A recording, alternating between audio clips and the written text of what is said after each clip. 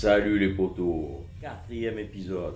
Alors, il va être un peu plus court que les autres épisodes, parce qu'en fait, j'ai bien fait 5 sorties pendant cette semaine. Je vais finir par mettre ma 3 mm dans cette vidéo, et je vais faire une belle rencontre. Mais il va y avoir une sortie où il va se passer des choses très intéressantes, et ça fera l'objet de la prochaine vidéo. D'ailleurs, cette vidéo, je l'ai mise en première. Et dès maintenant, vous pouvez déjà aller vous inscrire à cette première. Si tu es abonné et que tu t'inscris à la première, tu auras l'exclusivité de cette vidéo. Cette vidéo, elle sera consacrée, viens je t'emmène avec moi faire de la chasse sous-marine en Corse du Sud. Voilà, c'est-à-dire que du moment où je me mets dans l'eau et que je vais faire tous mes agachons, vous allez me suivre. Alors rassurez-vous, ça ne va pas durer les 2 heures de ma sortie, encore que cette sortie elle n'a pas duré 2 heures, mais je vais accélérer les scènes. Quel que soit le niveau que vous puissiez avoir, ça vous donnera une idée de comment je cale mes agachons quand je vais sur une zone. Voilà, ça peut vous aider, ça peut vous inspirer à faire adapter à votre façon de faire, et vous verrez que quand il y a des résultats derrière, automatiquement ça va donner envie de se ficher à l'eau. Allez, envoyez l'intro.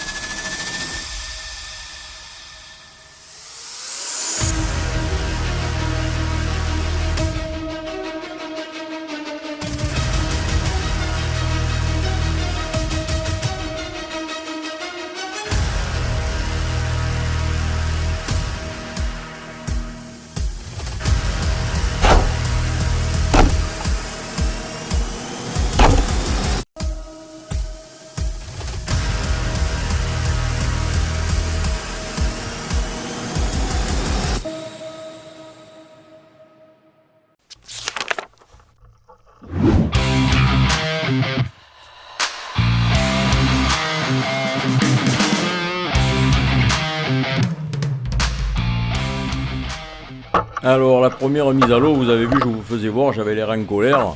Voilà pourquoi je suis en colère. Voilà, juste là où je me mets à l'eau. Voilà, une canette vide, bien écrasée, jetée là, dans la mer. C'est vraiment inadmissible, c'est insupportable. C'est ça, des enculés. C'est insupportable. Voilà, j'ai pas de mots. Voilà, le pire mot, la pire insulte pour les gens qui font ça, s'ils le font d'une façon volontaire. Et quand la canette elle a été écrasée comme ça, c'était certainement d'une façon volontaire. Et donc, voilà, je suis très très très en colère. Alors, pour en revenir à la pêche, je vais me mettre à l'eau. La mer elle est un peu formée. Il y a eu de la mer la veille, vous voyez, il reste quelques vagues comme ça, et je vais pratiquer 50% d'indienne et 50% d'agachon. Je ne vais pas pouvoir faire plus d'indienne parce que quand la mer elle bouge comme ça, on peut difficilement s'approcher des rochers, et lorsqu'on arrive à surprendre un poisson, après il faut viser, et viser des fois quand la mer elle bouge, c'est pas facile de la surface, et donc je vais intercaler, je vais faire tantôt des agachons, tantôt de l'indienne. Et normalement, une mer comme ça, je devrais voir beaucoup de poissons, beaucoup de vie dans la mer, parce que la mer, elle a un peu réchauffé. Alors la thermocline, elle est toujours très haute, mais voilà, la mer, elle a un peu réchauffé. Et voilà, là, j'arrive sur la zone, et c'est le désert, c'est vraiment le désert. Vous voyez, je vous ai filmé, et là, j'ai mon petit indicateur, je ne sais pas si vous le voyez au loin, la tache rouge, là, c'est... Corsica Linea qui arrive, en général il arrive vers 7 heures, donc voilà, 2 heures, un vrai désert. Et là je me dis, mais peut-être que les pêcheurs que tu as vus dans l'épisode précédent et que tu supposes qu'ils pêchaient avec la lampe, là ils sont venus pêcher de nuit et qu'ils ne se sont pas fait surprendre par le jour parce qu'ils ont pris l'habitude de la zone. Et ça c'est vraiment inadmissible. C'est pas impossible ce que je vous dis, et d'ailleurs j'en ai presque la conviction. Donc vous l'avez compris, j'ai pas vu l'ombre d'une écaille, j'ai pas lâché une flèche, j'ai pas vu un seul poisson. Et voilà, j'ai fait un beau fanny, ça commence bien. Et je me dis, tu t'es levé le matin à 5h du matin pour aller ramasser une canette et la jeter parce que des gros cons ils l'ont pas fait. C'est insupportable.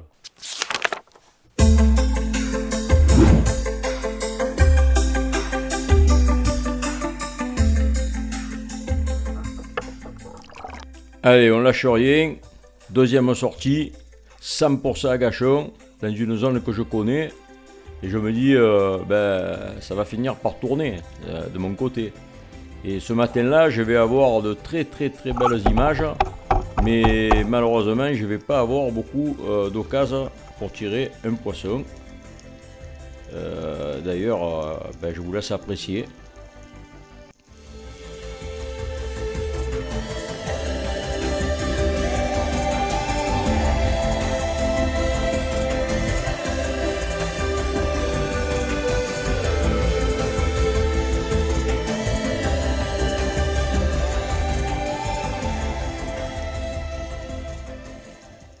Mais en général, je vous ai toujours dit que quand il y avait les pastenagues, j'avais remarqué que quand il y avait les pastenagues, il y avait les denji. Et donc je vais insister sur la zone, je vais planter plein d'agachons comme j'ai l'habitude de le faire. Voilà, là il y a une jolie merle, un noir, vous allez voir quand il va se tourner. Je vais le pousser avec la pointe de l'arbalète pour l'immuniser contre les autres chasseurs sous-marins. Moi en tout cas je vais l'épargner parce que je ne suis pas venu pour tirer du merle, je suis venu pour tirer un beau poisson en pleine eau parce que j'attends, je sais que mon heure elle va arriver et donc je suis impatient, mais les pastenagues sont toujours là. Je vous laisse apprécier encore une fois la beauté, c'est magnifique.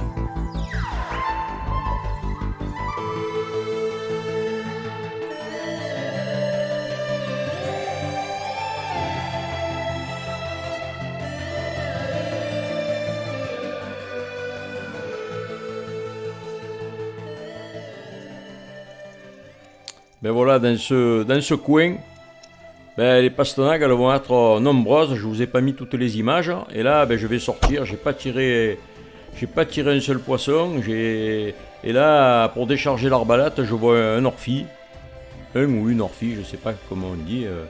Et à la sortie, je vais la viser, je vais la tirer. Et manque de bol pour elle, je vais l'attraper. Jamais j'aurais pensé que mon arbalète elle avait autant de précision. Il était à plus de 3 mètres. J'ai lâché une flèche pour décharger l'arbalète, au final je l'ai attrapée. Et heureusement pour moi, elle était maillée parce que je ne savais pas que ce poisson il avait une maille pour la capture. Bon, visiblement, j'ai regardé les mailles. Et je ne savais pas que l'orphi, il y avait une maille. La maille c'est 30. Ouf, je suis passé à côté de la catastrophe. Voilà. En fait, j'ai tiré ce poisson pour tester mon arbalète et en fait, je ne pensais pas l'attraper, je ne pensais pas arriver à l'attraper, il est tellement fin. Et voilà, je l'ai attrapé et là, je vais le manger. Voilà, on gaspille rien. Voilà, je vais le manger, c'est assez bon comme poisson. Il faut aimer, le goût c'est assez fort, mais c'est assez agréable à manger. Et ça, c'est les arêtes, un bleu fluo. Je crois que c'est le seul poisson au monde qui a les arêtes bleu fluo. On s'est régalé.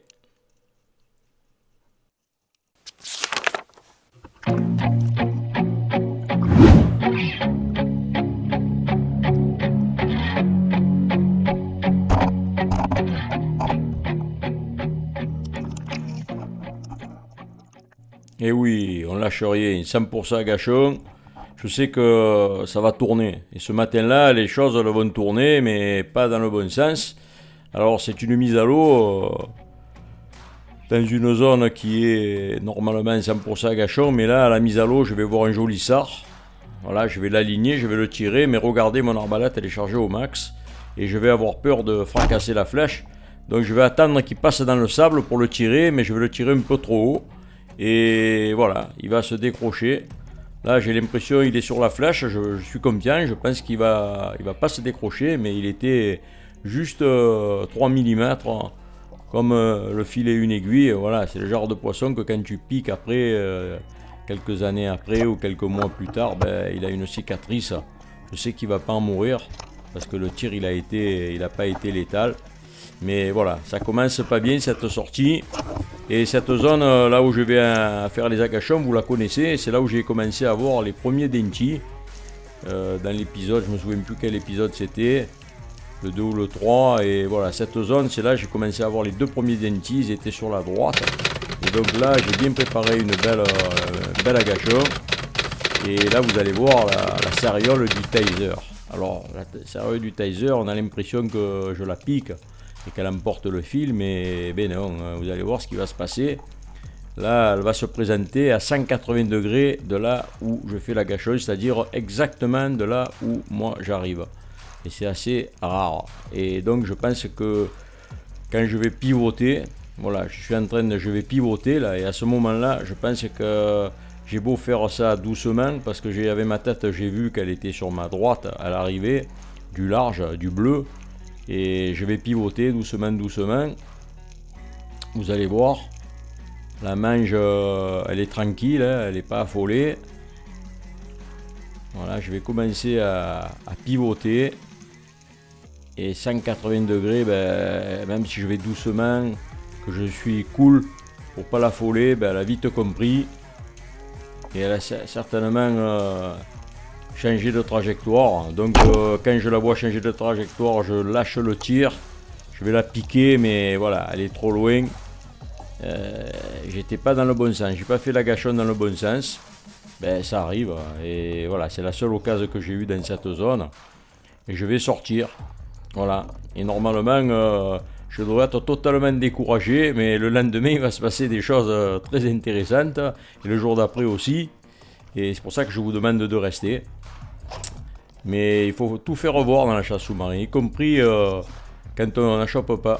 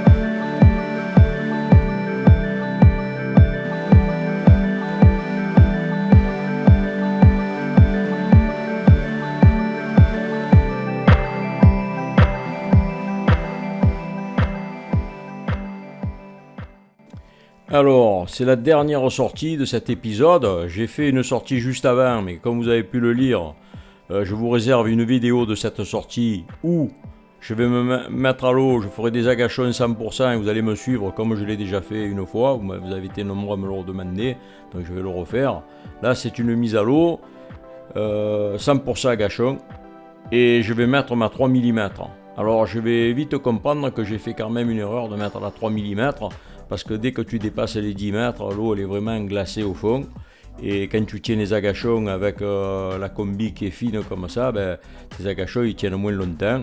Mais c'est pas grave, voilà, on s'y fait quand on se met à l'eau du 1er janvier au 31 décembre, ben, c'est pas un petit peu de froid qui va t'empêcher de chasser, surtout que je reste moins de 2 heures. Là, je vais rester moins de 2 heures dans la zone.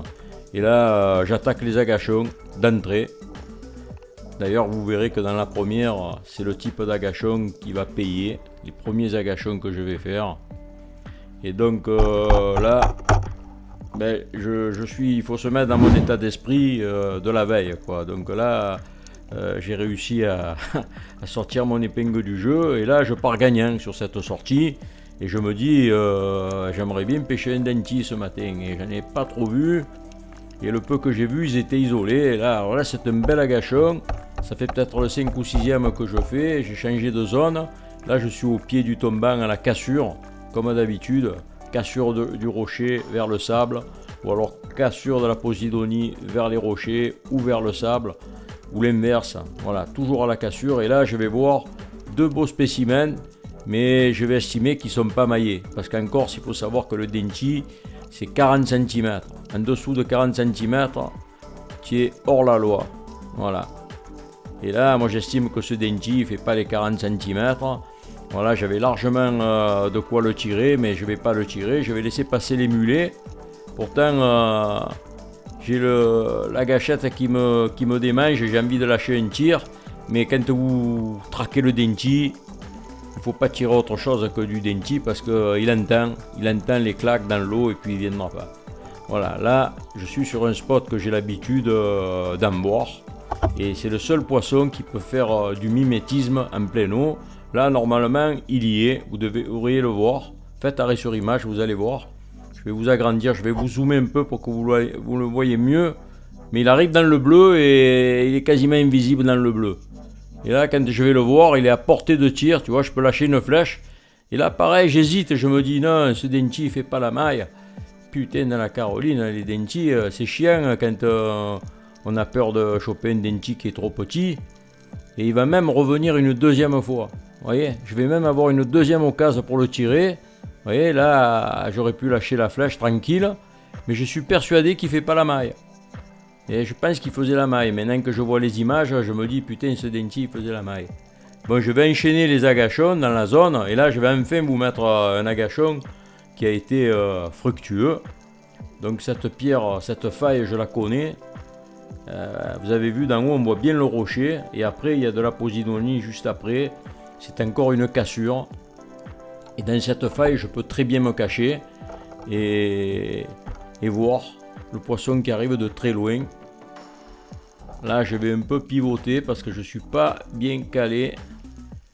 Avec la tête, j'ai vu au-dessus du rocher qu'il y avait de la vie derrière. Et je me dis, la vie, elle va arriver par là. J'attends. Voilà, il y a un petit banc de sable qui passe. Et voilà, il est très loin. Je vous ai accéléré les images. J'ai un peu coupé les images pour vous faire voir le moment fatidique quand il arrive. Et cette fois, je ne vais pas lui donner sa chance. À peine il tourne, il faut tirer. Voilà. Je ne fais pas comme le premier denti que j'ai loupé. Je l'ai laissé se tourner. J'ai tiré après coup, mais c'était trop tard. Voilà, le denti, il a une puissance. Il m'a déroulé un peu de fil, mais voilà, il est sur la ficelle. Il est allé s'enraguer dans la posidonie, mais bon, voilà, je suis assez content de l'avoir piqué. Alors, c'est pas le denti du siècle, c'est un poisson qui faisait autour de 45-47 cm, quoi, 1,5 kg à peu près. Voilà, ça fait toujours plaisir parce que quand ça fait plusieurs mises à l'eau, tu prends pas grand chose. Ben, quand tu vois un beau poisson, ben voilà, tu es content. Donc, ben, je vais vous laisser écouter.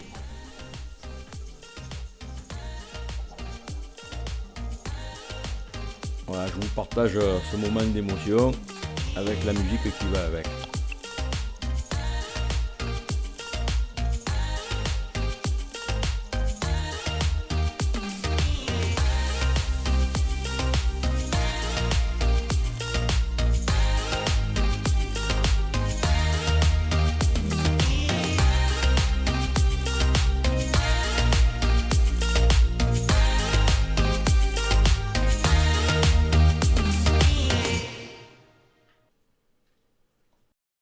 Cette vidéo, elle se termine. J'ai fait 5 sorties. Il vous manque une sortie que vous pouvez dès à présent aller vous inscrire en première. Alors en première, ça veut dire quoi? Si vous êtes abonné, ça vous donne l'exclusivité de voir cette vidéo dès qu'elle va sortir avant tout le monde. Alors qu'est-ce qu'on peut dire de ces 4 sorties? Ben, que la semaine, elle avait très mal commencé. Ça m'a même mis en colère parce que la première sortie, ben, je ne peux pas m'empêcher de penser que les gars que j'avais vu dans l'épisode précédent, avec certainement qui avait pêché de nuit, mais qui était passé avant moi. Alors soit, comme c'était la veille, c'était un week-end, peut-être que le week-end, ils ont passé leur temps à pêcher avec la lampe. En tout cas, il y avait toutes les conditions qui étaient réunies pour attraper du poisson. Et par contre, la vie, elle était totalement absente. Et voilà, ça m'a fichu sacrément les boules. Et si en plus, c'est eux qui ont laissé cette canette là, dans l'eau, pour moi, c'est un sacrilège.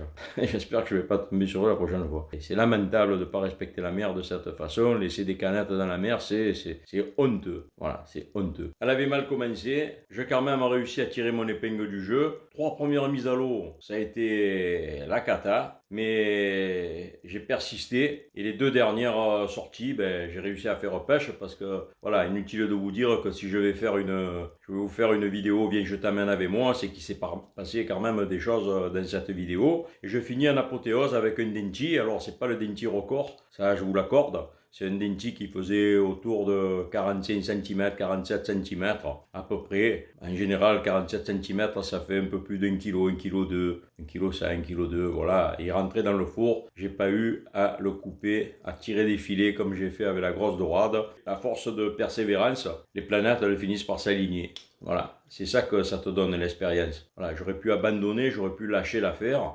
Il y a un épisode 5 et il y aura un épisode 6. Dans l'épisode 6, il va se passer encore des choses. C'est peut-être le moment de vous abonner si vous n'êtes pas abonné pour suivre tous mes épisodes. Ne manquez pas la prochaine vidéo sur votre demande. Je m'y suis collé, c'est-à-dire que j'ai fait une vidéo, viens, je t'emmène faire de la chasse sous-marine avec moi. C'est-à-dire qu'à partir du moment où je me mets dans l'eau, du moment où je me lève le matin, le réveil, le petit trajet, la mise à l'eau, les agachons un par un, pourquoi je me suis mis à l'eau, pourquoi je suis descendu, pourquoi j'ai ce rythme d'agachon, est-ce qu'il y a du poisson, est-ce qu'il y a de la vie, est-ce qu'il n'y a pas de la vie, pourquoi je me cale sous cette pierre, pourquoi je me mets dans la posidonie, etc., etc.